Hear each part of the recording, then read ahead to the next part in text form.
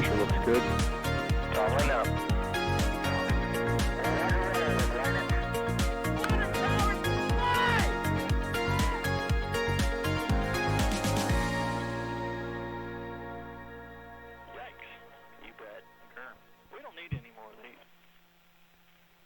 All right, greetings everyone. Today, welcome to NASA Spaceflight Live for this week, the live news show, I guess we could call it, for NASA Spaceflight.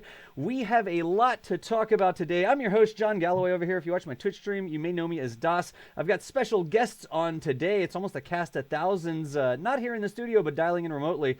And we have a lot to talk about today. Real quick, hey, it is April 11th. 50 years ago today, Apollo 13 launched. So it is a pretty historic day today. We are going to be doing a very special segment on that next week, talking about the entire mission and everything that went on. So I know it's all over the news. You're seeing videos, you're seeing special events. NASA Spaceflight's going to bring you a super special thing next week. Also, I mean, it's a busy weekend. STS-1, I believe the anniversary is tomorrow. We have Yuri's Night that's tomorrow as well. All sorts of events going on there as well. So we know there's so many things that are sort of historical events, and we are going to be here today covering all the things that were made possible by history. Apollo program, Yuri spaceflight, that sort of stuff. We're here to talk to you about SN4 assembly over at Starship. We've got Boeing's OFT-2 news. Dragon 1's final flight happened this week. Also got some information about that SLS Green Run that's coming up. We'll have your weekly landing recap, max Q&A. We're going to have that going. But nobody comes to see me talk at these things again. Let's get our special guests over here. For the first time ever on the show, y'all give a big round of applause for Chris Bergin over here. Chris Bergin. Hey, that's me, yes. Like guy in charge of NASA I have a motor problem, as you can see. Thanks for having me on, and thanks for doing the show, Daz. You're doing a fantastic job as always. So introduce yourself real quick. What do you think you're doing on a NASA spaceflight broadcast?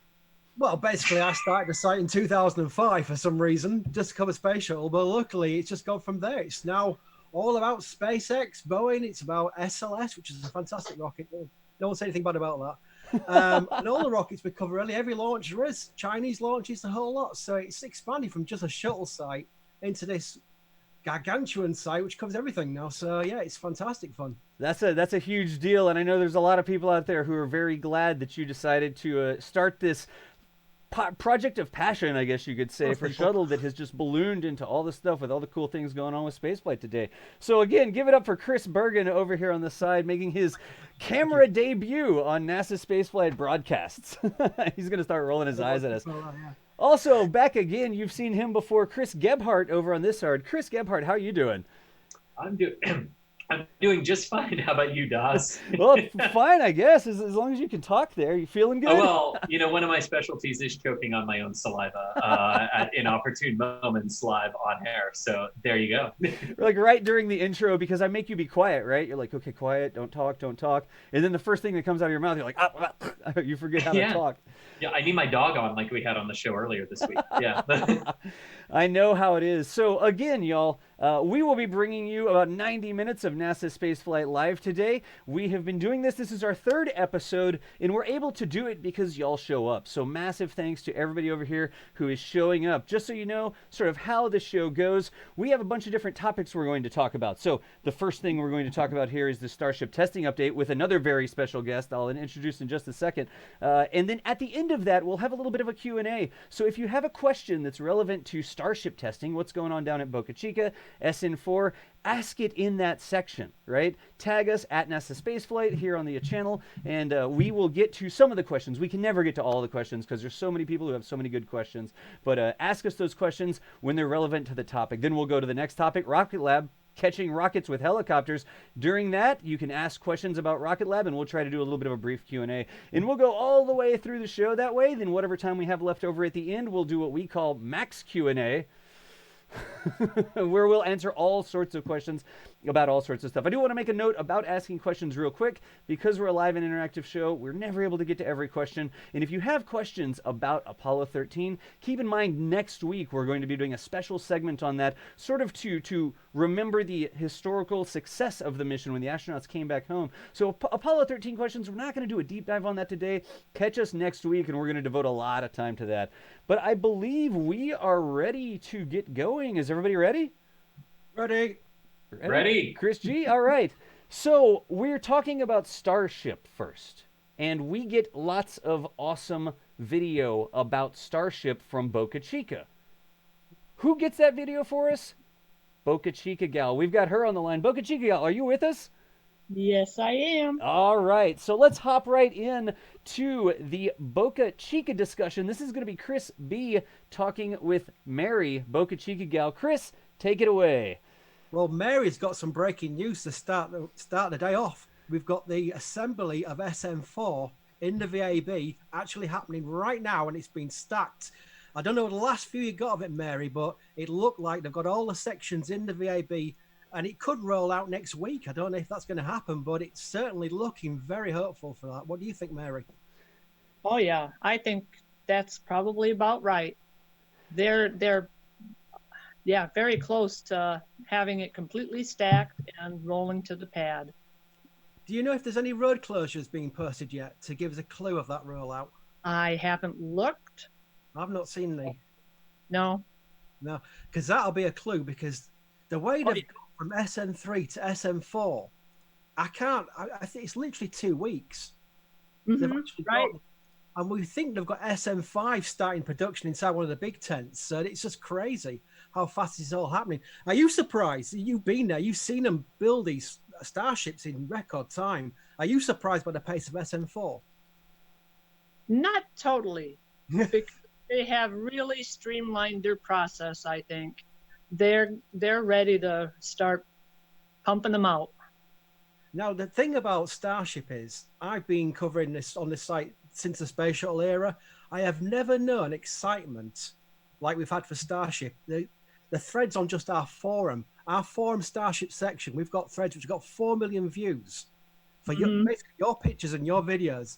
And the YouTube videos you put out, they get no less than 50,000 views a time. And it could be anything. It could be just like some diggers at the control site running around, and the famous concrete smoothers, which we all love. So right. It's amazing how much interest there is in this. And the fact that you're documenting, it's more of a statement than a question, I must admit. The fact that you're documenting it every day, I think everyone is extremely grateful. I want to see if anyone's going to put in chat how much they're grateful for Mary. You already have. There's already people saying, Mary, Mary in the chat. So it just shows you how much people appreciate you doing it. Are you still finding it fascinating from the first time you started taking documenting all this to how you are now? Do you think it's just getting better and better as far as the place growing and expanding? Yeah, I still get a thrill out of it every day. I love seeing, especially, when you see these sections comes out the tent and they're ready to, get them stacked. Yeah. It's funny because I was just saying, people put in chat if they appreciate Mary. We've got a list of people saying, thanks, Mary. Mary's a legend. Awesome, Mary. Thank you, Mary. Yes, thank you, Mary. Thank you, Mary. It's just endless amounts of people. It just goes to show. But let's get back onto Starship itself.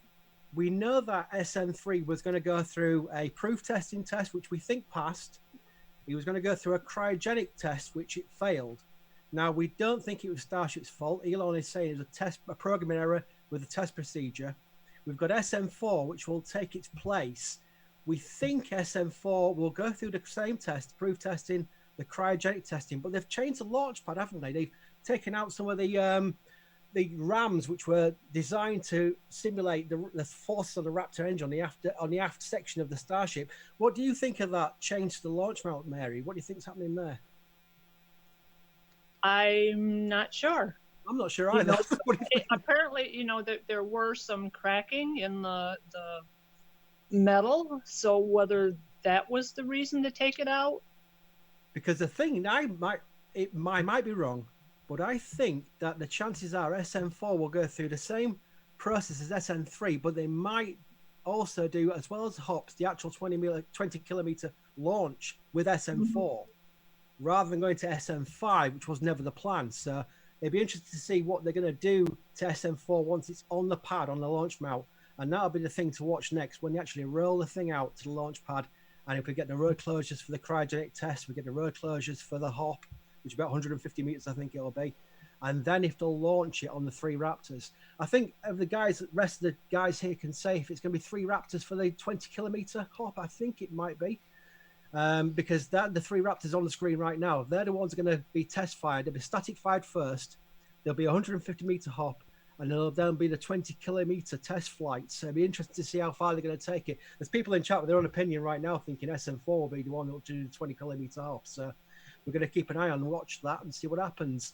But yeah, Mary, you've got a stacked vehicle in the VAB, and we're going to see where they're going to take it from there. We think the next thing to look out for Mary is the roll lift. So the roll lifts there, are they hiding at the moment? Yeah, they're not here yet. Right, that'll be the key. You know, the aft section is still on the ground, so that'll have to go in the VAB too and get completely stacked.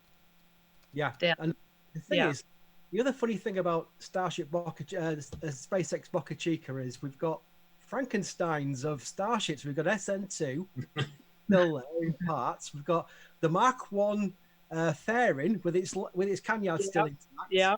We've got a nurse Kern, which we don't know if it'll be on SN4 or SN5. If it's going to do a 20-kilometer test, it'll be on SN4. So that'll be interesting to see. What else we got there? We got the SN3 aft section still, have we?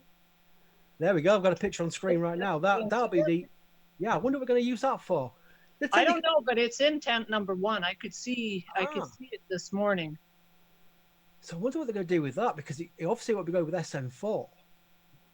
They've got enough parts, Mary, to make a Frankenstein starship, haven't they? they could put everything together from Mark 1 onwards and build themselves a little starship. But that'd be fascinating to see. But I think that's the other thing is just the size of the facility. We've got the building. They're still building new buildings. Your last video had pictures of another facility. I'm not sure what that's going to be used for. Do you have any idea what they'll be using those facilities for, the new ones they're building right now? That one? No, I really don't know. I do know that the bigger tent, the big top tent, that's the new ring tent. Ah, right. And there's rings always being transported on the forklifts, aren't they? They're always being taken for little walks. Yeah. It's fantastic what happens there. But yeah, Daz, I think that's Starship covered, unless Mary's got something else to say on what she's seeing going on there right now from a live view. No, just a new crane. They're putting together a new crane this morning. Well, I'll tell you what, Mary, again, we've said it enough times, but we'll say it again because we really appreciate everything you do. It's just, I thought I didn't sleep much until I met you. And the hours you put in to document this, I can only say from the viewing figures that there is thousands and thousands of people who really appreciate it because no one else does what you do. And you're documenting something that could be the first Starships to land on Mars. That is no understatement. That is really the good chance we're seeing this being built from the ground up and you're filming it. So people in years and years to come will be looking back on these videos and they'll have you to thank for it. Excellent. So y'all, we've actually got some questions that came through in the meantime. Let's get this title card launch schedule off. And I want to get some questions for Mary specifically here. Hey, Crispy, good job on your first segment live. Thanks. So questions, do a little bit of Q&A about Starship real quick. I'm going to get this one out of the gate. Will SpaceX be building a way to launch without closing the streets? What do we know about SpaceX's plans for continuing operations given that a public road runs right between their building area and their launch pad? Now, is that for me or for Mary? Oh, for whoever wants to answer, actually. Yeah, good question. Mary, what do you think? You're the one that lives there. Question for Mary because Mary's local. Yeah. Well, there's always going to be road closures. There's no way around it. Yeah, it's a safety thing, right? Yeah, they have to. Yeah, so, I mean, the road... I would... Go ahead, Chris. Oh, yeah, I was going to say, like, I would actually liken it to Kennedy Space Center and Vandenberg Air Force Base. No different than that. There are public roads that they close before the security gates at Kennedy and at Vandenberg, and you just lose access as the public when we're launching a rocket. You know, Vandenberg is actually very similar to this, where there's the public access road that leads to the beach. Yep. right there, and they close it when there's a Falcon or an Atlas going. So that's a normal thing for operations. And the road, I mean, the public road that goes over to the beach there at Boca Chica, Mary, it goes right past the launch pad. It's not like the launch pad is a mile away. It's right there, right? Right. Yeah. God, so continuing to expect those road closures and that sort of stuff. They're not building a new pad that's 2 miles away from the road because it's water in almost every direction. Or Mexico, right? Pretty much. All right. Here's one, and anybody who wants this can take this one. When do we think we will see the first hop of SN4? Or maybe the first commercial flight? Any guesses on that? Has SpaceX said anything? Tell you what, I'm going to make a guess right Sure. now. 1 month till hop. 1 month to hop. I reckon they'll do a static fire with about 2 weeks' time. They'll test everything's fine with the Raptor, because this is 3 Raptors firing for the first time together, ever. McGregor only does it 1 at a time. Yep. So I reckon it'll be 2 weeks of checks, make sure everything's fine, probably do about 3 or 4 static fire tests, and then launch. So early May? I'm going for 1 month today. From 1 month for today. All right. I'll make a sportsman bet with you. 1 month today. Gotcha. There we go. basically, Chris, go ahead, Mary. I'm sorry. Yeah. Yes. Oh, I go for 3 weeks. Ooh. 3 weeks. I don't know, Yeah. Chris. Mary's the one out Fucking there. Yeah. So yeah, I'm legitimately in the 3 to 4 week period, but to be different, I'll say 5. Oh. Gotcha. So here's another great question, and this is for Mary. I want to get these Mary questions since Mary's on the line with us. Mary, how long do you spend each day capturing all the footage that we see on the NASA Spaceflight YouTube channel here?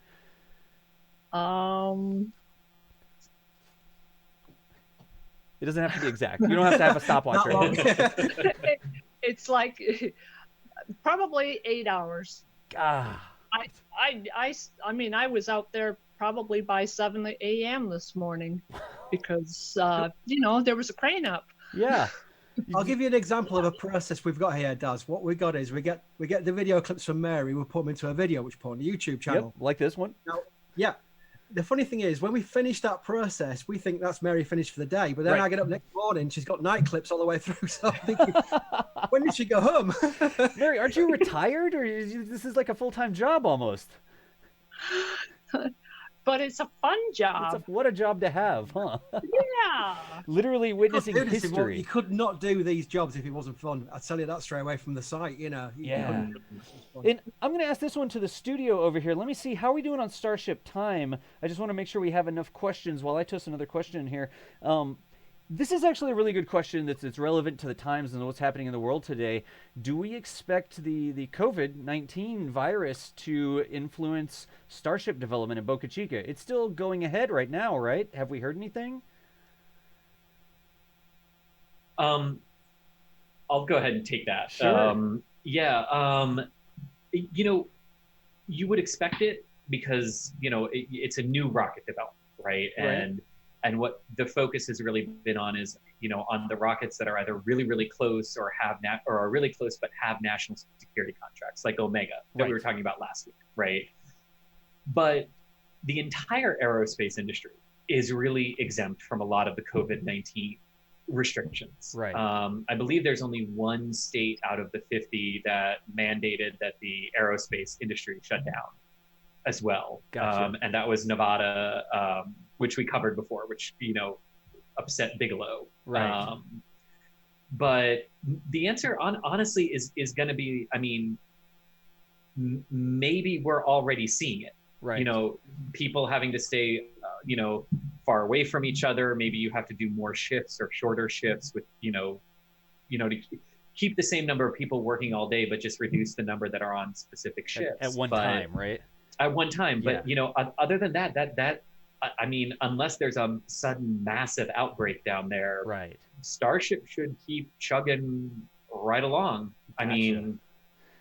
We'll talk a little bit more about how this is going to play out later in the show. Yeah, but, gotcha. It's definitely cool that we continue to see things going on there, but we do know that SpaceX has their eye on that. They're trying to make sure that people are safe, and we know that they're watching out for it. Very last question, Starship. This one's for you, Mary, specifically, and it's sort of one of those would you questions. Would you go to Mars on one of these starships if you got the chance? No. No. Okay, so they're building starships for another 3 years, and say Starship's flown to Mars a few times. Would you want to go to Mars in general? No. No? Good where you are? Yep. All right, I'll take it. Mary, thank you again so much for everything you do out there, 8 hours or more a day, capturing all these crazy good videos of Starship that you see uploaded to the channel just about every single day. If you want to follow along with those videos, NASA Spaceflight, you're on the channel. You know how to find it again, right? Click on it. And Mary, once more, thank you so much for the time, and thank you everything you do. Thank you. I appreciate it. All right. Thanks, Mary. Good deal. Well, hey, everybody watching in chat, put some hearts, icons, whatever you got. Mary The deserves chat an room is awful lot of full thanks for of getting us these Mary videos. comments. Seriously. A massive Absolutely. fan club. All right, so hey, real quick, those are some good questions. Let me hit some super chats right quick. Jared, thank you for the $5 there. Question for the three of you: are rockets cool? If you say no, I'm going to unsub. I'll just quickly say hi to John Krause. Uh-oh, who let him in? They let anybody in these live I've streams. got like his Jeez. mini fan club going on here. And that was actually from Trevor Sesnick. Trevor Sesnick, thank you. I read the wrong name there. Here's one from Jared that says $5. Future Martian 97 $9.99. Chris B, finally. I like this. Just putting your face on the screen makes money. He'll There we take go, it. yeah. It's the first time that's Matthew- ever happened. Matthew Duggar, $2. Thanks for the show. Space and Racers. Thank you, Chris, for running an amazing site. So there we go. So moving right along, again, we're able to do these shows because of your support, so thank you for that. Next topic we're going to be discussing is going to be the Rocket Lab recovery test. And Chris G is going to take this away. Chris, you are on the stage, and I got a video for you, right? No. There we go. You do indeed, yes. So, Rocket Lab, this is a photo of the first stage of Electron under its parafoil as it is descending down toward the Pacific. And Rocket Lab has said that they wanted to go ahead and start catching the first stages of the Electron rocket. And we've got a quick video of a very successful test that they did this week on Electron recovery.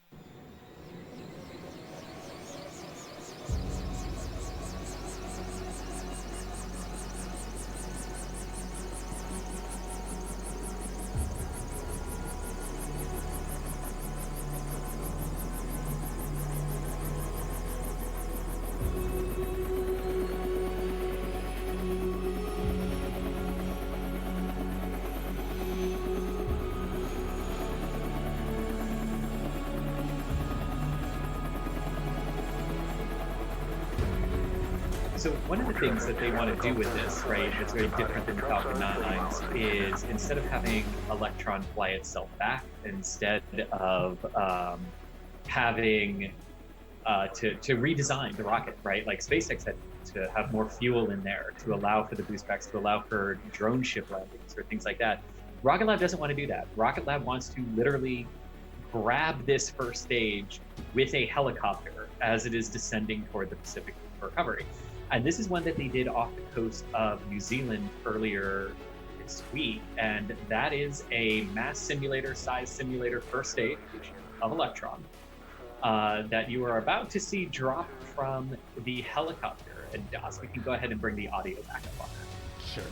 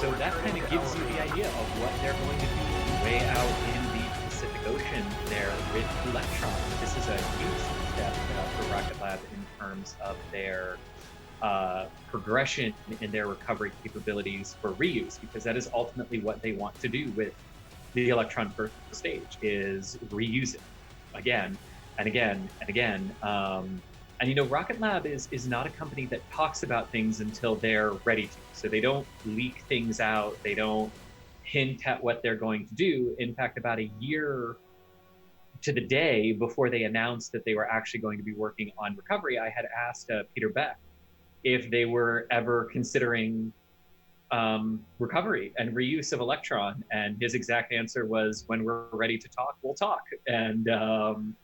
And boy, when they were ready to talk, they were ready to talk about exactly how they're going to do it. So after the first stage completes its mission and separates from the second stage, it will continue on a parabolic arc downrange. It won't flip around or do a boost back burn or anything like that. It'll come into the atmosphere like you're seeing now, that they've tested successfully now on 2 or 3 flights of the Electron.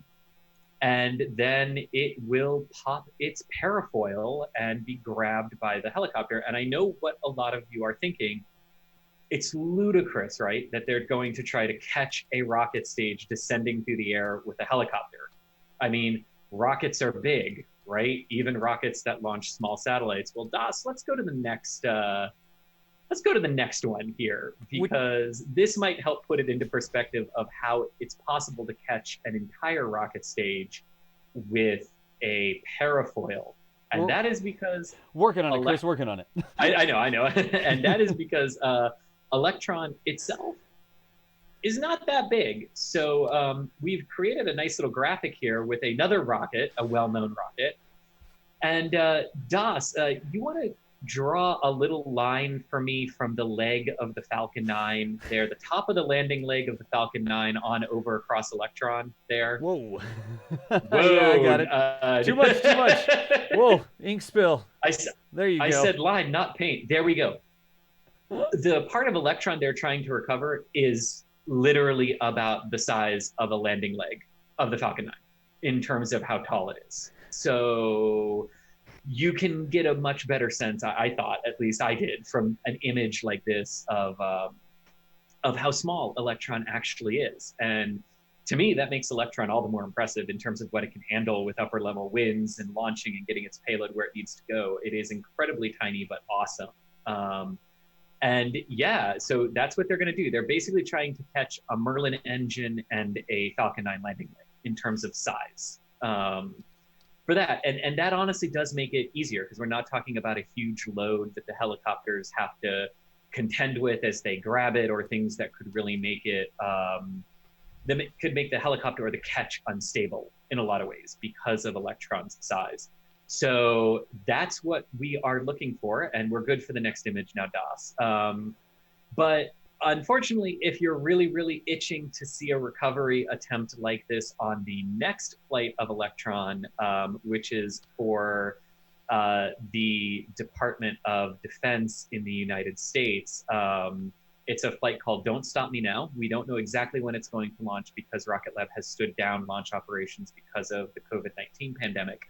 But they were very clear in their release that they will not attempt a recovery on the next flight. So maybe the next one after that, but yeah, definitely some awesome progress from Rocket Lab here. And who just doesn't love seeing the New Zealand countryside? I mean, it's like one of the best launch pads. It looks like an evil villain's lair on the side of a mountain, right? And then there's the sheep. Aren't they sheep out in the field? There are rocket sheep. Yes, rocket sheep, yes. Exactly. And so we're going to Chris, have rocket. I think we have time for a question here. Certainly. Let's see here. We got that. I'm trying to get the best question because we only have time for one question. We can save the rest for the Max Q&A set. Yeah, we can. That's right. Yeah. We can go back to it. So is this the same sort of technique that SpaceX is using? SpaceX catches fairings a different way, right? SpaceX lands rockets, they catch fairings, but this isn't when SpaceX catches a fairing. This isn't how SpaceX catches a fairing. Why doesn't SpaceX try to catch their fairings with helicopters? It's a good question. So it is a wonderful question. So in terms of the fairings for the Falcon 9, yeah, they deploy parachutes and parafoils and they come down toward the drone ships. if they toward the fairing catcher ships, Go Mystery and Go Mischief. Right. If they miss the drone ships and they splash down in the water, they can just fish them out of the water and reuse them. They've done enough to protect them against the saltwater corrosion, element if they can get them out really quickly. Right. In fact, all the fairings that have been reused up till this point have been water landings, not caught in the net. That have been refused. They've caught some in the net, but they haven't reused those yet. Question mark. Correct. Like Gotcha. the first time we reused payload fairings in the November Starlink flight last year, they were the Arabsat fairings, which had splashed down in the Atlantic. Right. So they don't really need to invest in a helicopter amongst all the other things that they have. If they catch them in the net, great. If they don't, also great. Fish them out, use them again. But it's a lot different with the stage. The 2 stages of the Falcon 9 that have landed in the water have been scuttled in different ways and not reused. Right. And so that's one of the big reasons we don't want Electron to drop into the water, where we can't just splash it down into the water and haul it back. Gotcha. That way. So that's why they're going to catch it with a helicopter. Okay, instead. gotcha. And also the fairings are, would you say they're like further downrange? They're further out in the ocean? Like, is Rocket Lab stage further away? Do we know the statistic on that? Like a fairing distance offshore versus a Rocket Lab stage offshore? I would imagine they're fairly similar to one another. Because the size of the rocket isn't really so much that what it matters. It's the trajectory that it has to follow, right? And you're trying to get up out of the dense lower atmosphere for the first minute before really starting to pitch over to get horizontal acceleration. Gotcha. And just based on the timings and the velocities of the rockets at their staging events, they're probably separating pretty similarly to one another in terms of the downrange recovery. But it's a good question to ask Rocket Lab of exactly how far downrange do they intend to grab. Gotcha. All right, and I know there's some other questions in there, y'all. I appreciate the questions. We'll see if we can get to some of those during our Max Q&A at the end of the session. We're going to go ahead and move on to the next topic. Florida is well known for its amusement parks, right? And you see all sorts of things like slides and roller coasters. And the most recently installed, not actually most recently installed, but the most recently ridden, I guess, amusement ride in Florida is the 39A EES. Chris B., tell us about what's going on at 39A with their emergency egress system testing. Did I get that right? Yeah, emergency egress system? There's one thing you can love, it's emergency egress systems. They're fantastic.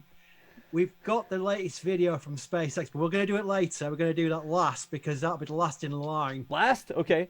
Last in line, yeah, because the important thing here is the history of the EES. Basically, if your rocket's going to explode on a pad, during the Saturn V Apollo era, you've got the pad abort system. You've got the same system now for the rockets. They're all going to escape the astronauts from the capsule straight off the pad. We've seen that's why they do tests. The problem is you've got pad crews and astronauts egress in the system where you could have a hypergolics leak, and that'd be seriously bad news for people. And they with escape suits on or whatever, it's still bad. So you've got to get those people away from the pad as soon as possible. Now, during Apollo, if we can bring up the first slide. I'm working the issue here. Go ahead. Keep talking. Yeah. During the Apollo system, they had an escape system where it was basically one big tube from the top of the fixed service structure, which zigzagged all the way down the fixed service structure into like a tube system, which went under the pad itself by 40 feet into a padded room, which could survive a full explosion of a Saturn V rocket. Okay, here we go. Now we got images for you. Here we go. The crews, I say crews because it's not just the astronauts, it's the pad crews in a situation pre-launch where something bad goes wrong. They would slide down the fixed service structure in this tunnel system. That's basically like a big slide. They go all the way down. Next picture, if you can, Daz. Okay. There we go. And they'll end up in this kind of... That's still the slide. You're looking for the bunker door? Which one are you looking for? Uh-oh. There we go. Stand by. We actually just lost Chris Bergin. Chris, we just like lost he's you back, for a second. but it's me now. Apparently we auto-failed over to Chris G. So I told you they were the same people. We lost your camera, Chris, and we're going to have to do a reshuffle to get your camera back to the right spot. So stand by for us 1 second here, y'all. I'm going to go to this screen. Everybody disconnect like we practiced. proceed to checkbook manual or workbook manual page 3 to resolve this issue. Would we call this an RSLS abort or a hold? You know. Okay, Chris G, bring your camera online. Nope. Yeah, okay, that's good. And then we'll bring the production camera back online. Okay, and that should have fixed the issue. Chris B. Yeah. Am I there? Okay, you're back. Continue on. I've got a picture of what seems to be an interior slide, and we'll pick right back up from where we went. There we go. Yeah. So this is the slide we're looking at right now. This is where the crews would end up under the pad by 40 feet. And we can go to the next slide if we can without breaking anything. Yep. The bunker door. A big 6-inch steel door, which they'd rush behind. They close the door behind them, and they'd be in this secure room which could survive an explosion of a Saturn V on the pad 40 feet above them, with enough oxygen, food, and water to survive for 24 hours until everything was put out, the fires and whatever, until they could be rescued. It's an incredible system. These pictures were exclusive to us. They were given to us by a shuttle engineer who was basically closing out 39A before handing over to SpaceX. This room still exists. Wait a second. Are these like, have these been outside the forums before, or is this the first time? Yeah, I've used them in an article before, but okay. It's the more of a complete set, so we can follow the path through. Gotcha. Because the next picture, if you can bring that up, does. Okay. That'll show the actual room we're looking at, which is really crazy. This one is a Ares 1. Is this the one you're looking for? No, we're looking for it should be title 4. Go back one. Okay, I've got a pad bunker here on this one, but that's the big door. There you go. There we go. That's all what I'm right. looking for. And they're foam seats. They're on massive springs. The whole room is on massive springs, and that would survive a fully exploding Saturn V rocket, which is crazy. Not people are aware of it, but if you search on YouTube, everybody, there's a program from BBC in the 1960s showing the actual room itself while it was operational. So it's absolutely fantastic system. So now, Chris, does this still? It still exists at 39A. Are they going to use it, or for SLS, or for whatever? Yeah. The last I heard was they were using it as a storage room. Oh wow! A storage room? Literally just a storage room under the pad. Yeah. Wow. Crazy, because you could do tours of that place, but of course it's 39A. You can't go there unless you're a SpaceX employee. So of all the places I've live streamed from, I'm pretty sure I couldn't live stream from in here. We'd have to use our submarine rig. Yeah. It's absolutely fascinating because not many people are aware of it, but it actually does exist, and it was there to basically use an escape room where they didn't take the crew away from the pad. They kept them at the pad and let the rocket explode around them. Wow. They'd survive inside that room for 24 hours. So it's absolutely crazy. But yes, since then, they moved on to the process of moving people away from the pad as fast as possible. Now, what's a fast way of getting rid of people from a launch site? It's a roller coaster. That's right. This is real. This is not a joke. This is a NASA render. They had a trade study for Ares 1 escape systems, emergency egress system, and they did a trade study where they had slide pipes, they had slide wires, and they decided, no, we need a roller coaster. A roller coaster. Yeah. That is how they would do it. The second picture of this shows how big this system was. What? Yeah, this is real. These are NASA renders, by the way. This is not made up. This was the down-selected option they took, and they were going to build it, and they were going to build it with 2 Disney engineers. I'm not even joking. There was 2 people from Disney on the trade study who said they'd design it for them. This structure would have been at the pad permanently. So you can imagine when Ares 1 wasn't at the pad, the mobile launcher would be away. All you'd see from a distance would be this massive roller coaster leading to nowhere.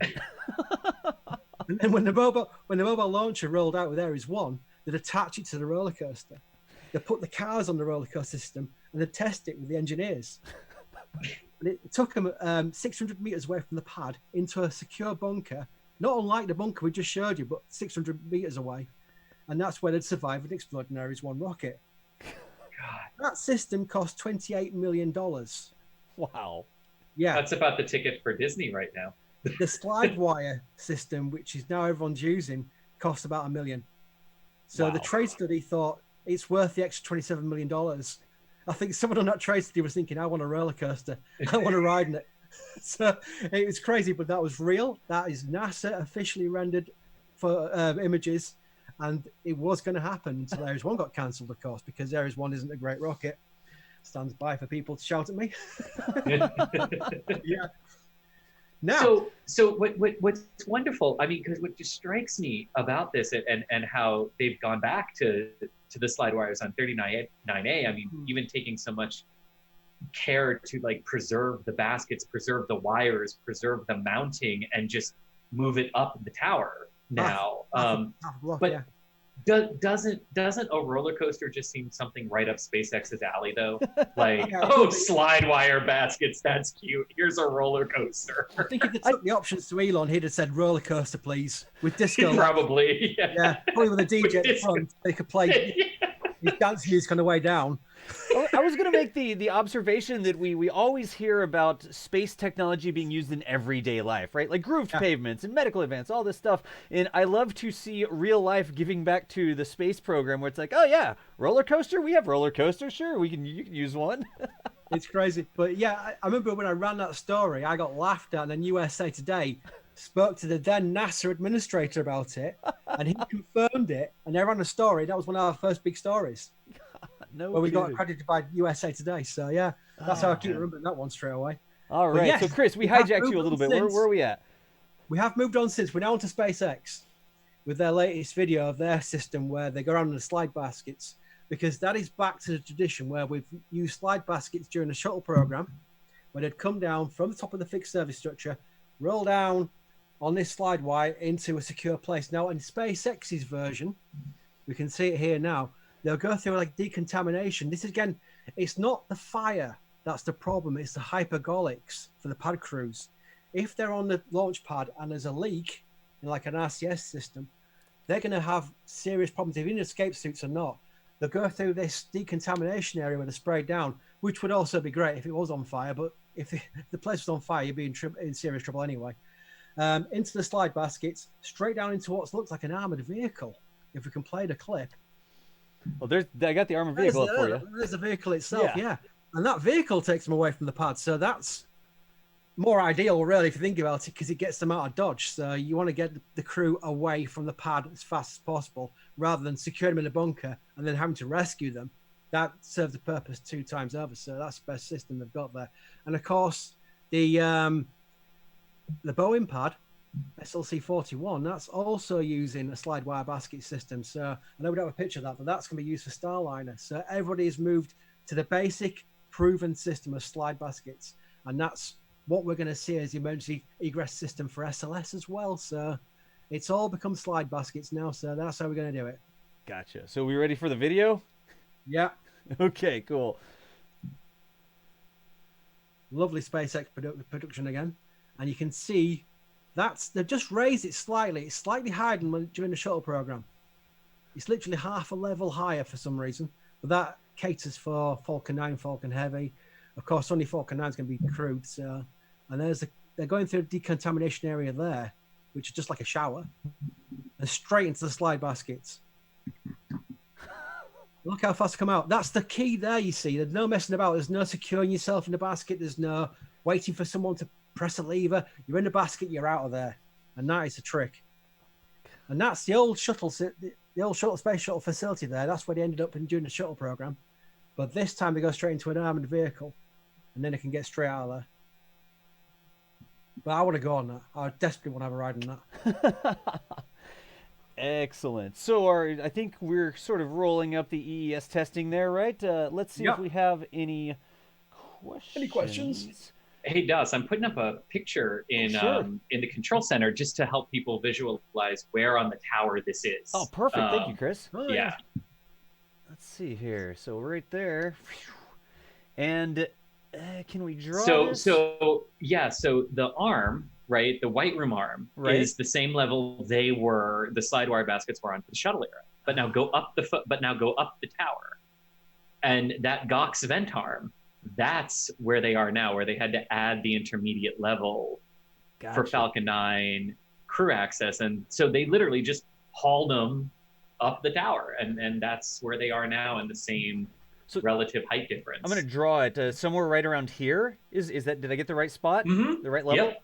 Okay. Yeah. God. And they used to be down lower. This was the crew arm down on the bottom. This white right here was the crew arm. And they used to be down at this level, and they moved them up a couple stories. What do you think, like 2.5, 3 stories? If that, yeah. It's only slightly raised.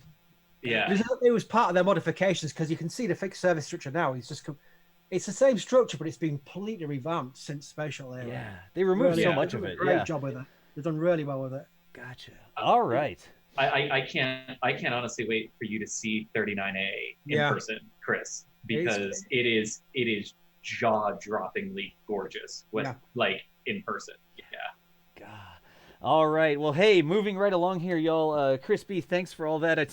Sorry for the juggling I had to do there. I had a little bit of a technical hiccup, but we get better every time, right? Continuous improvement. If it's good enough for Elon, it's good enough for me. If you're not failing, you're not innovating fast enough or something. That's right, yeah. Et cetera, et cetera. A couple super chats real quick. John Kraus Photos. We know that nerd. Thanks for the buck 99. He says hi, Chris B. Christian Knudsen, I guess, €5. Thank you, Christian, for the support there. And Emmer Kelly with the buck 99. Hey, how's it going? Jeez, everybody's showing up in the live streams. We're gonna have to start having like a login or something for people. Moving right along, big news this week. Announcements coming out of Boeing and NASA about Starliner. Chris G, what is going on with Boeing and Starliner here? Yeah, so this is one that we've obviously been following for some time now, since the December 20th launch of Orbital Flight Test, what we now know will be Orbital Flight Test 1. The big story was that as the sort of shakeout continues and Boeing moves into the realm of fixing and correcting the software issues and everything that's come to light that we've talked about, a lot here on site of the three major things that happened on OFT, is that Boeing themselves decided we need to refly OFT. We need to do a second one. We're not going to wait for NASA to tell us or NASA to make that decision. We're going to make that decision internally. And that's exactly what they did. And that was announced earlier this week, followed by statements from both Boeing and NASA on this, the two agencies involved. What was kind of notable there about it, we can roll to the next image here. Gotcha. Is that in the announcement that they were going to refly OFT, this is from after Orbital Flight Test. This is the actual capsule Calypso that flew it. Back in the Commercial Cargo and Crew Processing Facility, or the C3PF, a former shuttle processing hangar at the Kennedy Space Center. But basically what these two releases sort of identified was a little bit more on how the two agencies and the two organizations were thinking about this, because we had Boeing's statement that it was their decision to refly OFT, that in their mind, there was no other decision to make. And this is very well connected back to the last press conference and teleconference that we had with Boeing and NASA officials, where I believe it was John Mulholland, Starliner's overall program manager, commercial crew program manager for Boeing, said flat out that it was not a complicated thing as far as Boeing was concerned. They stood ready to refly Orbital Flight Test. And this was followed by NASA's Associate Administrator for Human Spaceflight Operations, a man named Doug Lavarro, saying that it was a very complicated process and it's too complicated to get into because it depends on what the fixes is. And this was all in relation to a question of, will you refly OFT? And NASA was wobbling back and forth and wiggling on that, and Boeing was very direct and said, no, like, we are ready to do it. And then again this week, we saw the exact same thing. And major kudos and hats off to Boeing for making this decision now and giving their teams the sort of stability they need in knowing what comes next for the Starliner program. Because what was very noticeable about NASA's release on the decision to refly OFT is NASA saying from Doug Lavarro that if Boeing had come to them and said, we think it's good, we want to do crew, NASA would seriously have considered that. So you have NASA saying, OFT could probably have been good enough, we don't know. And you have Boeing being very direct and saying, no, OFT was not good enough. We had twice saying we have to redo it. So I really wanted to start there in the credit where credit is due for Boeing. And we can go ahead and roll the video of the factory tour where we'll get some other views of the various Starliners that are in production. So this was a tour that we did, and we got the opportunity to do back in January, shortly after OFT had come back from New Mexico. And, you know, we got to see the pad abort vehicle. We got to see, which is that one right there. We got to see the one that flew OFT, and we got to see the one that will now fly OFT2. So basically the way they're going to do this is they're going to take the original capsule that was for the crew flight test, which was originally under the plan, the second mission to fly. And they're going to take that capsule and they're going to use that for OFT2. And they're going to continue to refurbish and revamp the OFT capsule right now for the first crew flight. Again, this is the current realm of where everything is. You know, when we get to later in the year, when we're ready for OFT, we'll see where that lands in terms of what hardware is used. But you know, it's one of those things where, you know, flying and testing and figuring out your issues, right? Figuring out where your gaps in testing are, like that's a huge part of what Boeing has been upfront with and honest with. They had I do have to hand it to them. They had a wonderful, very technical briefing with media back about a month and a half ago about all the issues that happened with Starliner, so that we could understand it just as they were understanding it. And it's obviously not where they wanted to be, right? I mean, the teams obviously wanted a success, and what they got is what they're working with. And you know, a second uncrewed orbital flight test to truly demonstrate the end-to-end ability for Starliner to fly is what's important for them and what they're going for. It's not important who goes first in terms of flying crew. It's not important if the other company ends up doing 2 crew flights before you get OFT off the ground, right? It's about making sure Starliner is ready to do the very critical job that we need it to do. Especially now with Russia having reduced down their crew launch cadence from 4 times a year to 2, and the US vehicles having to pick that back up. So, you know, unfortunate what happened, but you really got to give them a lot of credit for this week and the decision that they made and that they really came to. So we can go ahead and go to the next image here, Das, because you know, because what we're going to see is basically a redo here of OFT. They're going to call it, we believe they're going to call it OFT2. That's the most logical thing to call it.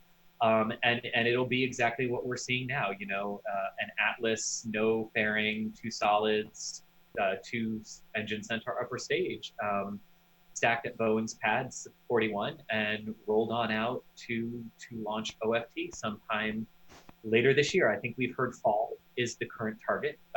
What they'll need to get all the software systems, the software code rewritten and changed and updated and tested and everything like that. And what we believe, we can go ahead and go to the next image here, Das. I'm moving a little quicker. We can play this over some of the Q&A. You know, what they'll do is they'll take, this is the vehicle that we believe will fly OFT2. It is the original crew flight test vehicle that doesn't have a name yet from Boeing, but will most likely be given a name by the crew. Sunny Williams had called the capsule that she was supposed to fly in first Calypso, which was the one that did the uncrewed flight test. This one will get a name as well. We just don't know what it is yet. But that's the one that'll fly it. And then I think we've got a great picture of the Centaur upper stage, the Centaurs that will fly them here as well from their production facility in Decatur, Alabama, where ULA makes them. When this picture pops up, the one with the 2 engines already installed is the one that was used for the OFT flight test back in December of last year. And the one that does not have the engines, again, that image is forthcoming, is the one that was originally for, so the one with the engines with the red things is the one that was through the original OFT1. The one next to it was the one originally earmarked for the crew flight test, which will now do the second orbital flight test of Starliner. And all of the components for the Atlas V, I believe, except for the solid rocket boosters, are here. The Atlas booster is here. The Centaur is here. So all the major components, Starliner is here as well in Florida. So all the major components for it are here. And it's just a matter of working out the software issues on Starliner's part. And once that has a sort of firm completion date, then it's up to where in the schedule can it fit for United Launch Alliance and for NASA. So big but positive updates for Starliner, for Starliner this week. Gotcha. Yeah. That's definitely something we know a lot of people were looking at after the first flight of Starliner and everything that happened. It's good to see some more information coming out of that. We got some questions that came through, and this does sort of roll back to the flight of that original thing. From, where is it at? From Dovorans. Dovorans, have we gotten any more clarification on the radio interference problem Starliner had? Have we heard anything else official about that? Was it included in the decisions to refly? Did they make any mention, Chris? G? Yeah, so that's a great question. If we want to go back to that video of OFT rolling out to the launch pad. Sure, gotcha. Yeah, as we answer question. But yeah, that's a great question. And the answer to that is no, we haven't. In fact, when NASA and Boeing held the completion of the investigation teleconference with us last month, they said the software issues, the mission event timer issue that cropped up first, and the second one that they transmitted up a fix to right before reentry and landing, they said those were well understood, but the radio frequency interference one was one they were still working on and hadn't actually closed out from an investigative standpoint, and that they were keeping the independent review team on so that they could talk to them about this radio interference issue, because that's the one, and they haven't said a lot about it, but you know, you can kind of hear how people talk about different issues, right? And you really get the sense that this is one that kind of made everyone, including the review team and NASA and Boeing, scratch their heads as to exactly what the cause of it was. So no, that's one that we're going to really be waiting to see exactly what they opt to do with it and what they finally understand that issue to be. By the way, I love this. That was under the MLP, looking at the two engine chambers of the RD-180 and the solid rocket booster. Can we go back to that? That's such a shot. That is how low inside the mobile launcher Atlas V sits. Atlas V does not sit on top of the mobile launcher; it sits inside of it. Yeah, I mean, it is insane when you see that, and of course the nice Russian lettering on those engines as they go by. All right, because as we've said, American astronauts on American rockets with Russian engines from, you know. We need to get the British guy to say American astronauts from American yada yada yada. American astronauts from American rockets from American soil. There you go. Somebody make a soundbite of that. Yorkshiremen from Yorkshire rockets from Yorkshire soil. There you go. Well, that's later and a bit further north, right? It's Scottish rockets from Scottish soil, right? Oh, yeah, true, yeah. We have time for one last question here in this. This one has a serious tag on it, but it's from John Krause Frodo, so those two things sort of cancel out. Will we John see Krause serious? It is, I know, right? We've got to get Krause on here. He's a legend. We could. I mean, if you have Zoom, John Krause, I could force you in here at some point. So, will we see an OFT2 press chalet? Did I pronounce that right? Chalet? It sounds fancy. Oh, yes. Well, you know, it's interesting. I can't speak for Boeing. I have no idea what they plan to do for the viewing opportunities for their missions. And I'm being very serious in this answer too, because Boeing did really treat the media very nicely with OFT2. They constructed this huge. I mean, it's basically a wedding tent. Is what I described it as. You know what those look like, and that's exactly what it was. But it was a nice place to like go, charge, relax, because one thing that I think a lot of people don't realize about the Kennedy Space Center and that press site is there's only room for about 100 media to sit and work in that press site. And those of us from larger organizations and who have been there a long time can get a dedicated workspace But if you've got 300, 400 media showing up for a crew launch, like we used to have at the end of the shuttle program, like we're expecting for whatever the first, for the first crew launch, which looks like it'll be SpaceX's after, what a great moment for me to say SpaceX when SLX shows up on screen. Perfect. I was John queuing Cross the got a next kick thing. out of that. The SLS Green Run is coming up next. Sorry, I was. Sorry, that was perfect. My That was bad. great. But no, I mean, Boeing really did provide us a nice workspace for the overflow that was expected from there, but that had to cost them a lot of money. Whether or not that's going to be the norm going forward, we don't know. We hope, Boeing, we hope, but we don't know. For me, as long as it's air conditioned, I'm good to go. The next topic we have good here. Lord. You and me both, especially in summer. It Oh gets my hot God, out there. there's nothing worse than seeing a launch time of July 27th at 5 p.m. and you're like, oh my God. That's Yeah, bad. Oh, it's bad. Yeah.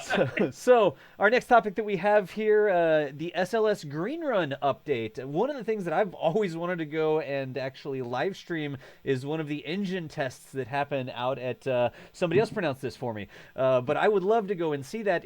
We have SLS, we have a Green Run where they're going to be doing some testing. Chris B, take it away. Yeah, the problem with this is the dates have all gone out the window because everything's shut down. They're all doing home remote work now, so we can't rely on any dates for SLS at all at this point. They were planning to green run the 4 RS-25 engines on the SLS core stage 1 around July. That was the aim. They had a lot of testing to get to that stage, but that was the hope. We're going to see 4 RS-25s firing up at the same time, which would be an incredible sight to watch. Really is. We've seen the single engine firings from Stennis. Oh yeah, and they're impressive enough as it is, but 4 of them at the same time, that would, if anything, inspire a few people, because SLS has got a real publicity problem where it doesn't have a lot of support. It really doesn't. And that green run test would have been a real key push for the actual rocket to get into the hearts and minds of some people. So we are waiting to see what the schedule is going to pan out with, but we're thinking October time now, based on when everything starts to reopen up. We don't know when everything's going to reopen up, so we don't know when it's going to happen, but it has to pass the green run stage now. They had a decision to make. Do we bypass the green run or do we go for it? And of course, the decision was they're going to do the green run for the safety side of things. So they got to get a green run done. They're going to ship it from Stennis all the way out back to the Kennedy Space Center. They're going to have to stack it in the VAB. They're going to have to roll it out, do a test there, and then they'll get to a launch. I will place a bet with you all right now. The next launch date they'll announce will be summer 2012, around July time. It won't be any chance at all launching this year, which some official documentation still has. 2022? Yeah. 2022. There's some conversation about a spring launch in 2021. That would be a night launch. The launch windows for SLS before the summer is nighttime. So that's a real key driver. But from a schedule standpoint, there is no way it's going to launch before summer. And I think they will announce that at some point in the coming weeks. And I think they'll stick to a schedule. They'll say, this is we're going to go to Congress with and say, this is what we're going to stick with. And please keep funding us. Please keep sending your money. And they'll say, we'll make this date. Otherwise, I'm sorry. You need to send us more money. But I think that's where we stand with SLS. Is literally the next thing I think we'll see is a booster segment arriving at the Kennedy Space Center, which, if you remember through the shuttle program, they came by train. They all come on one big train carriages. They all come to the Kennedy Space Center, get unstacked, and then put onto the mobile launcher inside the VAB. That's the next thing I think we'll see. Someone saying, does he meant summer 2021? Yeah, 2021 summer. The launch date. Yeah, I don't think this summer. I think that's been ruled out. I think the first time you said 2012, and we were like, 2012? Did I say 2012? You did say 2012. Oh, there we go. It's a bit optimistic there, wasn't it? Yeah, I got your back, though. I got your back. Well, that's the decade the first 3 months of this year have been. There we go. A time machine, guys. Never mind. That's basically where we stand with the green run. It really is just waiting for this virus situation. I don't like mentioning the name, but it's the virus situation that's holding everyone back. It's not hardware's fault this time. It's actually on the stand itself. They got it integrated. It's ready to be tested through to the green run stage with the test on static fire. So it's just waiting for that now. And that's where we stand with this SLS green run. Yeah. So Q&A on this one, and if I've missed any graphics here, let me know. I think I might have not got the last one. Oh yeah, the render. I don't want to miss the render. There we go. The render. That's important to get. Oh, that's a great render. Yeah. So Oh, yeah. Q&A talked about the SLS Green Run. This one is from John Krause again, but it doesn't have a tag. This is actually honest question, which seems more sincere. For either Chris and both y'all take a wag at this one real quick. Will SLS in its lifetime fly more or less than 3.5 times? I'll take that because that's a brilliant question. The reason why it's a brilliant question is the 3.5 times, because SLS will launch. I think SLS will definitely launch. Right. It'll launch at least 1 to 2 missions, and I think it'll go for a third. They'll get to the moon landing, and that's when they got decision point. Do we keep using SLS for these deep space missions? Gotcha. And I think funding wise, no. I really can't see it right now. The launch cadence for SLS kills it. It can only launch at the maximum once a year. Wow. And by then, Starship Super Heavy will be launching. If you're a political person and you're making decisions about funding, it's no competition. So I really struggle to see SLS having a lifetime past these first few launches. But I do think it will launch because too much money is being put into it. I know people talk about some cost fallacy and whatever, but right. I honestly think it will launch. It'll launch at least 2 times, maybe a third. After that, might be a case of phoning SpaceX up and asking them if they can take over. Gotcha. I could not agree more.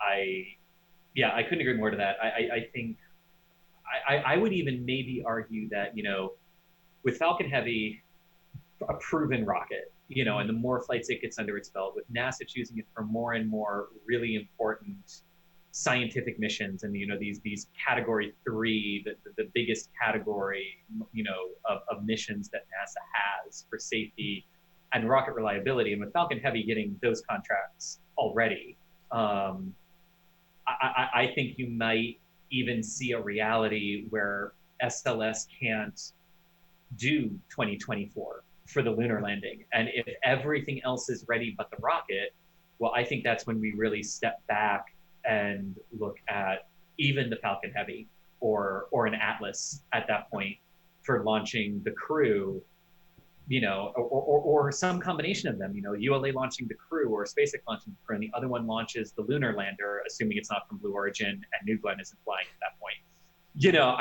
I think Blue Origin would want to launch their own lander, but you get the point of what I'm saying. I think if 2024 is to be taken seriously as a goal, it can't rely solely on the SLS. Right. And remember, there was a conversation about this. Do we launch the first Orion on a commercial rocket, or do we stick with SLS? And the actual wording was, it's not feasible yet. Launch Orion on Falcon Heavy. Gotcha. So I think they were letting themselves some leeway there, saying, fair enough, we'll stick with SLS for now, but be on notice, we will switch to Falcon Heavy if you don't perform. It was literally aimed at Boeing, that. Yep. Yeah. Gotcha.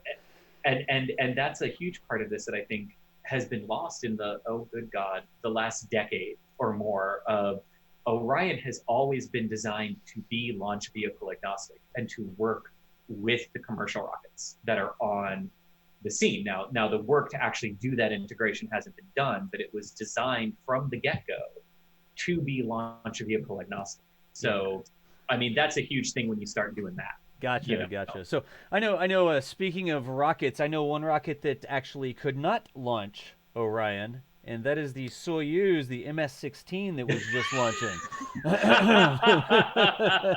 So big news this week. It couldn't. But well, no, it could not. So are we ready fun to times. move on to the MS-16 launch for Expedition 63 this week? Chris G, this one's yours, right? It is. The weekly recap is mine. That was a great way too, Das, of telling me to shut up and move on to the next topic. I'm working on it.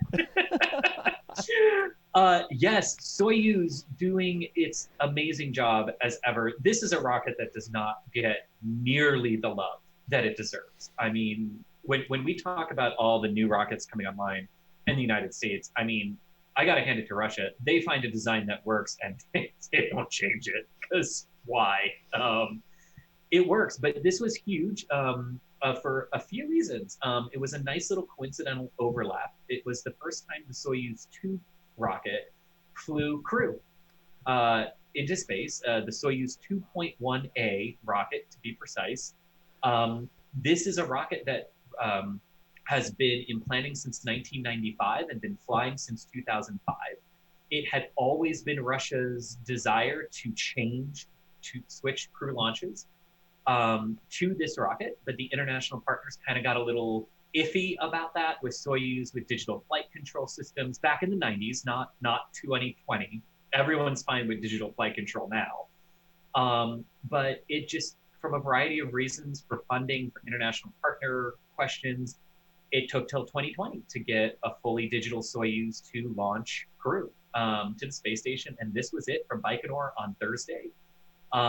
It was an absolutely picture-perfect launch. It delivered Ivanishyn, Wagner, and Cassidy into the very quick 4-orbit, 6-hour rendezvous profile to reach the International Space Station, which they did Thursday quite successfully. The other thing that it's a coincidental overlap with, we happened to be switching Russian crew launches to a rocket that's been around for 15 years, that is just simply debuting a new capability of launching crew a month before SpaceX takes their proven Falcon 9 rocket and debuts a new capability of launching crew. And those two things combine right at the same time that Russia reduces the number of crew launches a year from 4 down to 2, so that the US vehicles can take over and fly that. We can actually go to the picture, Das, the engine shot from Roscosmos. Yeah, it's not that one's not coming up for me for some reason. Oh, intriguing. Yeah, it's okay. Well, then there's the engine shot. There it is. Yeah. There it is. It's the same one behind me. Yeah. And I'll get to this shot in a minute. But, so it's a coincidental overlap of 2 veteran rockets debuting crew launch capabilities within a month of each other. And it's also completely coincidental that those two things occur when Russia reduces its crew launch load for the US vehicles to pick up. It was never planned to be that way. And honest to God, if they had tried to plan it that way, they never would have gotten there. But just really cool coincidences. This is one of my all-time favorite rocket launch shots. I mean, anyone who looks at that and doesn't think the Soyuz is a badass is, I don't know. But it's got a lot of fire coming out of the back. But that's what the Soyuz is. But I specifically wanted to draw attention to this photograph for a very good reason. So Das, if you could highlight on the booster to the left-hand side of the screen, other one. Got it. Yep, this one. There's the 2 small little vernier engines. Those right there. Those right there. These are the verniers. You can see they're not aimed the same direction, because this photo is perfect, because the Soyuz 2, what it can do that all previous versions of the Soyuz could not, is perform a roll program after liftoff. So just like the shuttle and Falcons and Atlases do, where they come off the pad and then they roll themselves onto the correct course, this is the first Soyuz variant that can do that. And they got a picture of it with the verniers, canted to one side, actually rolling the rocket off the launch pad and onto course. And it's just absolutely incredible. Just incredible. But major hats off to Roscosmos for that launch. That was awesome. We can actually skip to the Palapa 1, the Palapa N1 satellite now. I never actually even brought up this, which is a summary of all the things that we're going to talk about here. So, nope. No, that's the upcoming one. Wait, why is that? That's not mine. Oh, that's a new. We put a new segment in. That's a I thought there was a segment, separate graphic for that. Okay, Palapa. We got it. Sorry, Chris. Yes. So for as much success as Russia had with launching Soyuz and crew to the station on Thursday morning, in the middle of the crew's 6-hour transit to the space station, China went to launch the Palapa N1 satellite for Indonesia on the Long March 3B or the Chang'e 3B rocket. This is video of that actual launch Thursday morning from someone who I don't even want to know how close they are. I don't even want to know who they are, because something tells me that's a no-no. But it's a great video of the Long March or the Chang'e launching. Unfortunately, it failed during the 3rd stage of flight. And that the down one more, Das, the one where the close-up of the engine shot. Okay. That one right there. Yeah. Yeah, just put that one on boot because that's a freaking awesome one as the engines ignite. Unfortunately, so first stage flight, second stage flight went according to plan, third stage failed, and the whole thing came crashing back down into the atmosphere near Guam. So if we can go to the Guam video, this is it's a new link, DOS. Gotcha. There it is. Yeah, so observers in the U.S. territory of Guam saw this in their skies. These are two videos put together that we can loop through. And this is the third stage in the payload of Shenzhen 3B and Palapa N1 coming back into the atmosphere and burning up after launch. It freaked so many people out in Guam that the U.S. State Department actually had to issue an advisory to all of the residents of Guam that it was nothing to worry about. It was the failed Chinese launch coming back into the atmosphere and burning up. So unfortunately, that mission failed. And while we would normally say, okay, it's an uncrewed mission, so that's good at least, this is going to have significant impacts on the Chinese space program because the Long March 3B third stage is shared by a lot of others in the Long March family. So this is going to represent a huge stand down and investigation for them. It could potentially, depending on what the commonalities are, have an impact on the Long March 5 coming up later this month that was going to debut the new crew launch vehicle for China. And if it has an impact on that, it's probably going to be all hands on deck in China because their Mars mission is set to launch on the Long March 5 later this summer and only has a 17-day window before standing down for 2 years and 2 months. So not sure the impacts, but it's going to have an impact. Gotcha. The last one real quick that we can go through, good old Draghi. Good old Draghi had her triumphant return to the port of Los Angeles yesterday, I believe, or the day before. I had a massive headache yesterday, so I may be misremembering the exact date. But this is video that Jack Bayer got for us of NRC Quest coming back in to port after capturing Dragon. It was the 20th and final Dragon 1 mission to the International Space Station, the retirement of the Dragon 1 variant. Absolutely picture-perfect mission from liftoff to splashdown. It came back with close to 3,000 pounds of scientific experiments and cargo from the International Space Station that will now be given back to NASA and given back to the scientists whose experiments those are. And the next cargo mission from SpaceX will be on the Dragon version 2, which is colloquially called the Crew Dragon, because it's the version that crew will launch in.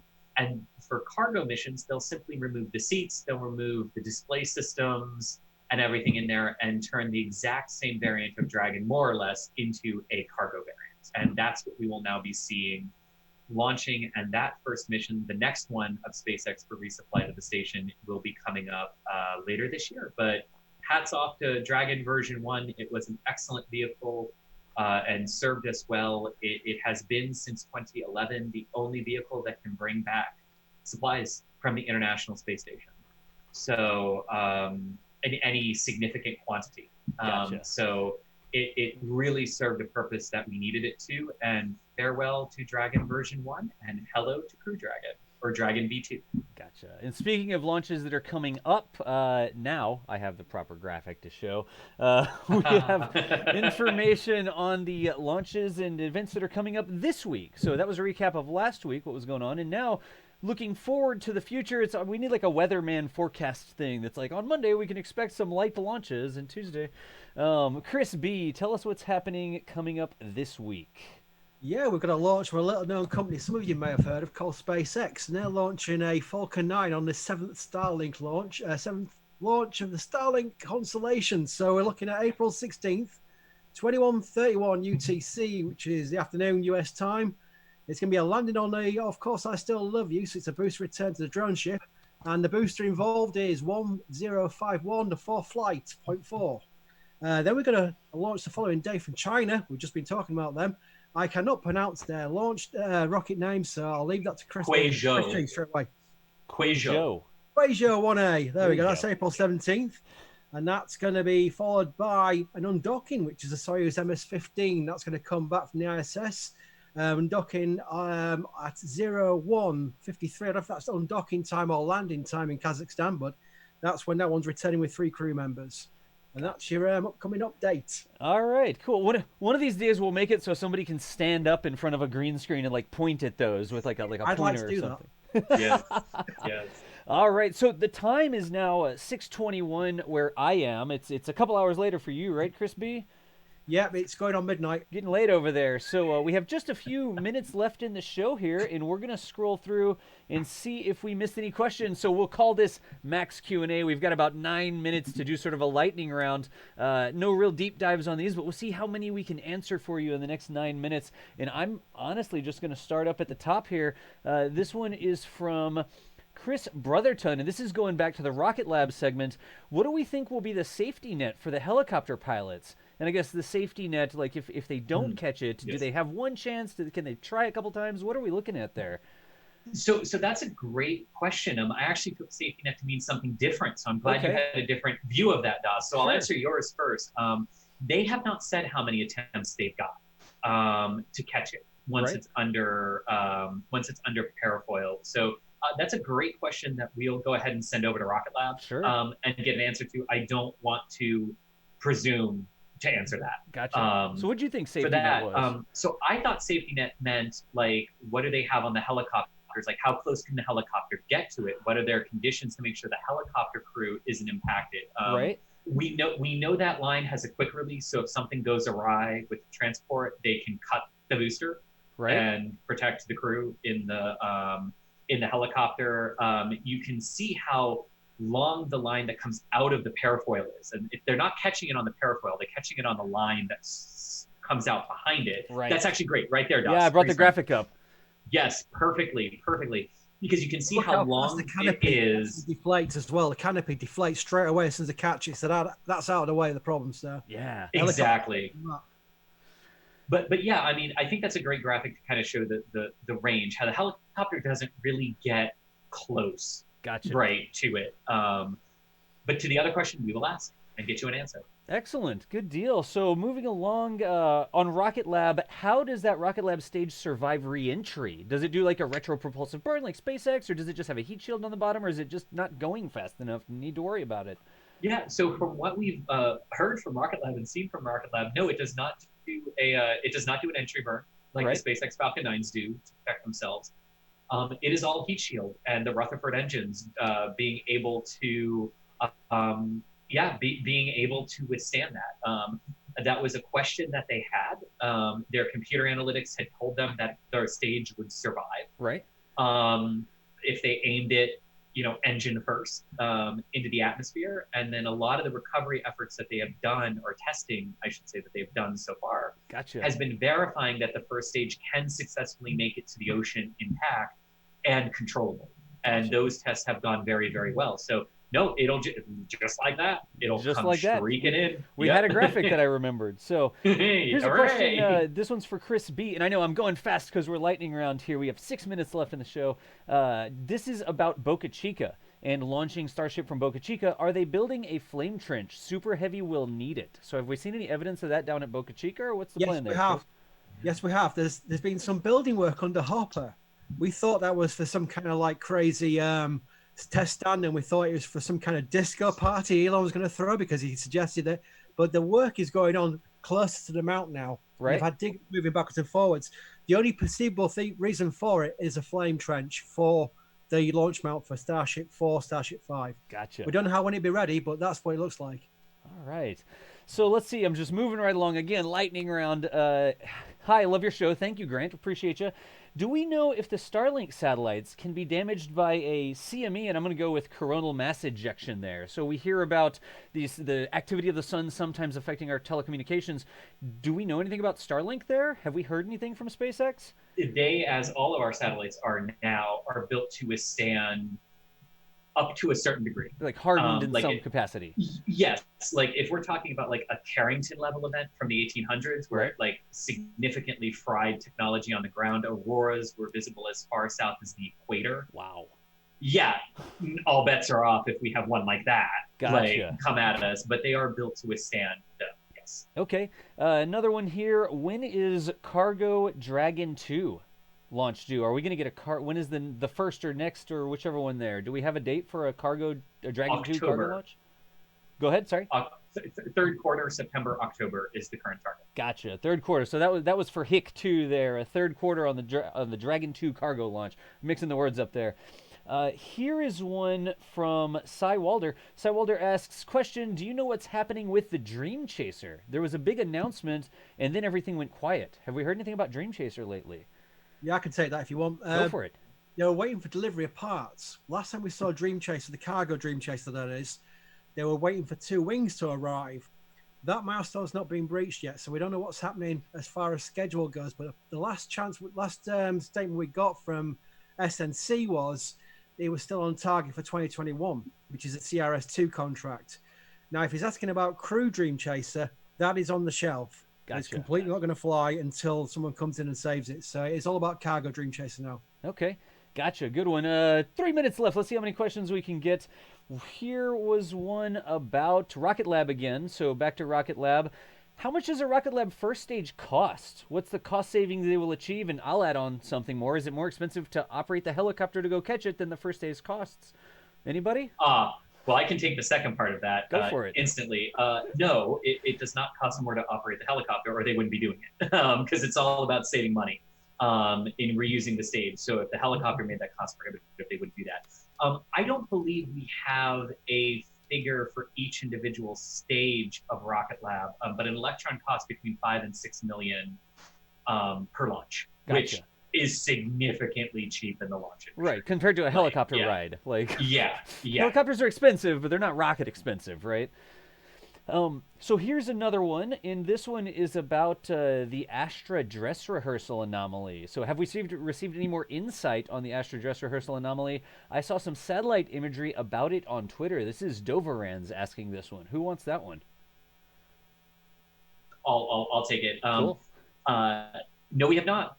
We saw those satellite photos, which basically confirmed what we all read in the press release, Gotcha. which was when they said there had been an event and the launch was canceled. Right. We all went, oh, okay, that basically means it exploded on the launch pad. And the satellite images basically confirmed that. Right. Gotcha. So, excellent. So we saw that. I mean, we've seen the things on Twitter where it's like, oh, did that grass catch on fire and stuff like that. But we don't have any more official information concerning that specific anomaly, right? Correct. Yes. Correct. Gotcha. Okay, so that brings us to our very last question, and it's 6:29. We're 1 minute short, so the rest of the show is going to go to Chris Bergin here, because this is for you again from John Krause. John Krause, thanks for hanging out with us today. Chris B, this is your first public showing. Tell us about how you got interested in spaceflight and what's kept you hooked. That's a good ending question here for NASA Spaceflight Oh my goodness, that's a story there. So I'm going to have to try to do this in 60 seconds. we got an extra minute or two. I was a kid doing a paper round, and I got back to the news agents after my paper round, and I heard 2 large guys outside saying the space shuttle's exploded. And for some reason, I didn't perceive what that actually meant. I knew what a space shuttle was. Why would it explode? I got home, and I had my mother had the TV on TV News, and it was showing a downrange view of all the debris coming back down. It was a live view on BBC News, and they started replaying the launch. And I just remember thinking how beautiful that launch was. Not the disaster, the explosion or anything like that. I just remember being struck by how beautiful the launch was. And the next day I went to the library, this is before the internet because I'm not old. The next day I went to the library and got books on the space shuttle. And that was it. That was how I got hooked. It was Challenger. Wow. The disaster got me hooked on the space shuttle in space. No kidding. And then here we are. You founded NASA Spaceflight how many years ago? 15. We're coming to our 15th year anniversary. Wow. 15 That'll years be ago. Next month, right? Yeah, well, it's about next few weeks. Next few There was weeks. never a real start date. It was kind of like phased in. Okay. It's sort of phased. It was a soft launch, right? A soft launch, yeah. We'd have stacked fire first. Excellent. Well, I know it's a static fire. Oh, well, I know there's a lot of people watching the show right now, people on the forums, people that read the news articles and follow along on Twitter, who are immensely grateful, again, to come back to where we started the show for you and all that you've done with NASA Spaceflight, bringing us all this cool space news over the last almost I'm going to 15 quickly years. say something for 10 seconds. Sure. Everything I do, I get thanks for. It's not because of me, it's the team. Everybody from you, Daz, Chris G, the whole gang, all the way down the line. Everybody puts in their weight, and it's unbelievable to have such a team behind me. It is that reason why the site does well. Excellent. That's very well said. That's for sure. Well, folks, that is going to bring us here to the end of our third episode of NASA Spaceflight Live. Again, our guest today, for the first time ever, Chris Bergin, over here, founder of NASASpaceflight.com. Chris, thank you so much for your time today. He does. All right, and on the other side, Chris Gebhardt. Chris Gebhardt is a long-time participant. That's a dumb word to say. A long-time personality here on the show is much better. And our live launch broadcasts down at Cape Canaveral, bringing the cameras, deploying them, and then doing the launch pad commentary, and so much more than that. Chris, thank you so much for the time today as well. It's always a pleasure. All right. If you want to keep caught up with us in the meantime, you know how to find us. You're on YouTube. There's little buttons you can click and stuff like that. I'm not going to tell you to like and subscribe because this guy will probably fire me. Wait, can he do that? I don't know if he can actually fire me. But you know how to find us if you want to come back. We do this show every weekend. We also bring you live special events when there's launches or something like that going on. Also working on some other things, maybe some non-launch special events we can bring over the course of the week. And then every day, just about every day, you're getting those videos from Boca Chica gal Mary, who was on at the beginning of the show, showing us what's going on with the Starship development. All that content you find right here on the NASA Spaceflight YouTube channel. You know how to get back to it. Also on Twitter, at NASA Spaceflight. We should actually have the Twitter handles down below us. NASA Spaceflight for Chris Bergin. Over here, Chris G _NSF. And closing it all the way out, I'm John Galloway. If you watch my Twitch stream, you may know me as DOS. I am actually K Space Academy on Twitter. So all sorts of ways you can keep engaged over the course of the week. But that brings us to the end of NASA Spaceflight for NASA Spaceflight Live for this week. We will see y'all next week and hopefully online over the course of the week. For now, thank you very much for watching. Tune in next week.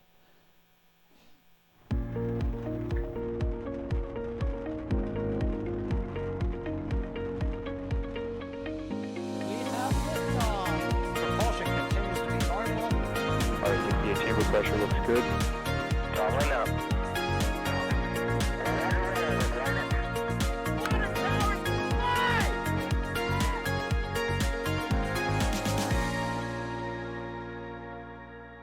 Yikes. You bet. We don't need any more of these.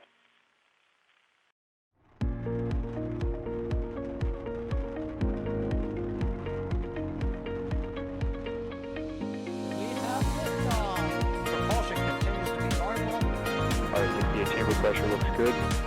Following up.